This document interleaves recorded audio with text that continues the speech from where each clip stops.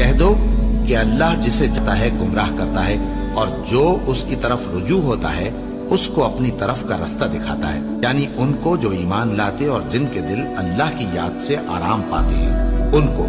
اور سن رکھو کہ اللہ کی یاد سے ہی دل آرام پاتے ہیں۔ جو لوگ ایمان لائے اور عمل نیک کیے ان کے لیے خوشحالی اور عمدہ ٹھکانہ ہے۔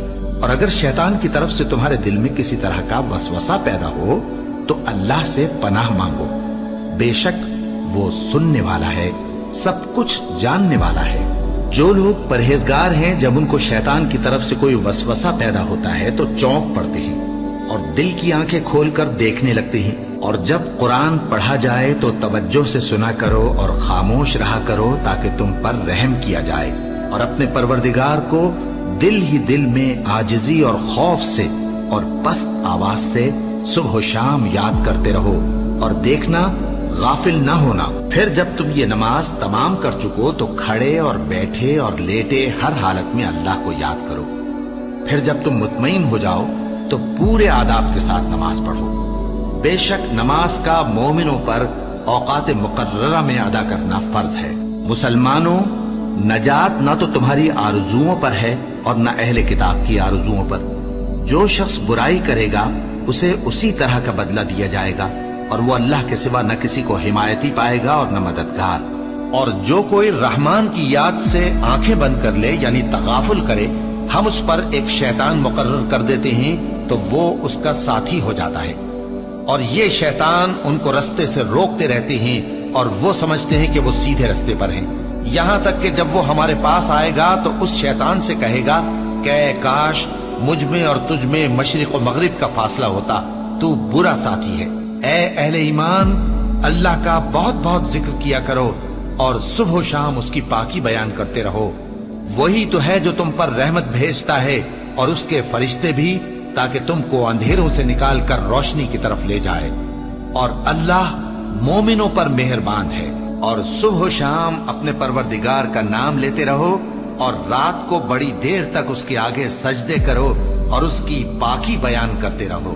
اے نبی، یہ کتاب جو تمہاری طرف وحی کی گئی ہے اس کو پڑھا کرو اور نماز کے پابند رہو۔ کچھ شک نہیں کہ نماز بے حیائی اور بری باتوں سے روکتی ہے، اور اللہ کا ذکر سب سے بڑا ہے، اور جو کچھ تم کرتے ہو اللہ اسے جانتا ہے۔ مومنوں، جو پاکیزہ چیزیں اللہ نے تمہارے لیے حلال کی ہیں ان کو حرام نہ کرو، اور حد سے نہ بڑھو کہ اللہ حد سے بڑھنے والوں کو دوست نہیں رکھتا، اور جو حلال و طیب روزی اللہ نے تم کو دی ہے اسے کھاؤ، اور اللہ سے جس پر ایمان رکھتے ہو ڈرتے رہو۔ ایمان والو، شراب اور جوا اور بت اور پانسے یہ سب ناپاک کام اعمال شیطان سے ہیں، سو ان سے بچتے رہنا تاکہ تم کامیاب ہو جاؤ۔ شیطان تو یہ چاہتا ہے کہ شراب اور جوئے کے سبب تمہارے آپس میں دشمنی اور رنجش ڈلوا دے اور تمہیں اللہ کی یاد سے اور نماز سے روک دے۔ تو کیا تم لوگ ان کاموں سے باز آؤ گے؟ جو شخص نیک اعمال کرے گا، مرد ہو یا عورت، اور وہ مومن بھی ہوگا، تو ہم اس کو دنیا میں پاک زندگی بسر کروائیں گے اور آخرت میں ان کے اعمال کا نہایت اچھا صلہ دیں گے۔ سو جب تم قرآن پڑھنے لگو تو شیطان مردود سے اللہ کی پناہ مانگ لیا کرو۔ حقیقت یہ ہے کہ جو مومن ہیں اور اپنے پروردگار پر بھروسہ رکھتے ہیں ان پر اس کا کچھ زور نہیں چلتا، اس کا زور انہی لوگوں پر چلتا ہے جو اس کو رفیق بناتے ہیں اور اس کے وسوسے کے سبب اللہ کے ساتھ شریک مقرر کرتے ہیں۔ سو تم مجھے یاد کیا کرو، میں تمہیں یاد کیا کروں گا، اور میرا احسان مانتے رہنا اور میری ناشکری نہ کرنا۔